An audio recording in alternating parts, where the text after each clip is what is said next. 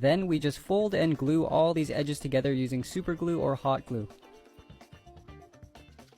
Now typically you would just want to glue these two halves together like this, but I'm not going to do that just quite yet. Instead, I'm going to make some pencil marks to indicate where the face shell sits flush with my head, because even though the width of the face shell is suitable for my head, the height, on the other hand, not so much. The face shell is a little too tall for my head. So I can use those markings to trim off the excess, and that will make for a much better fit and make the face shell end closer to my chin. Doing this actually made a pretty noticeable difference compared to my previous Spider-Man mask, so I recommend doing the same thing on your mask, especially if your head shape is more round like mine is.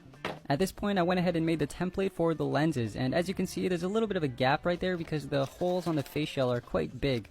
But that's okay, that's a pretty easy fix. All I have to do is just trace that shape onto paper, and once I make sure it fits correctly, I can transfer the paper pattern onto cardboard, and that will get rid of the gap.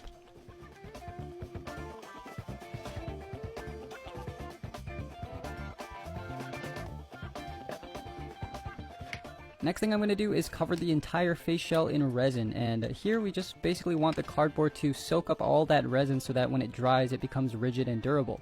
So I did one layer of resin on the inside of the mask and one layer of resin on the outside as well. Also notice I put a temporary piece of cardboard on the inside of the mask there. That's just to kind of push the sides of the mask outwards. That way when it hardens it will hopefully give the face shell a little bit more of an organic looking head shape.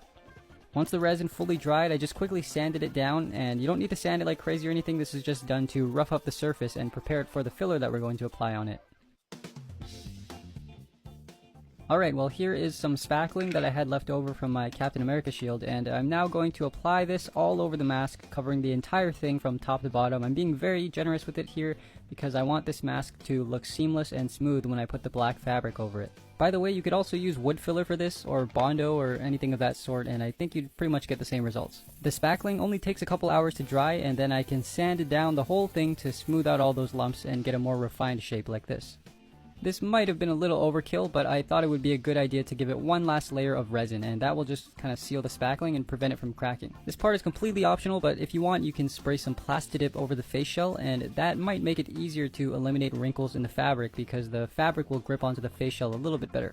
I made some free templates for the lenses, and I numbered all the pieces in order. So first you want to go ahead and transfer piece number 1 onto Bristol board, and then piece number 2 and 3, you just cut those out of paper. So I'm going to glue piece number 2 and 3 behind piece number 1, and that will basically just fill in all those little slit details that you see on piece number 1. So from the front it should look a little something like this.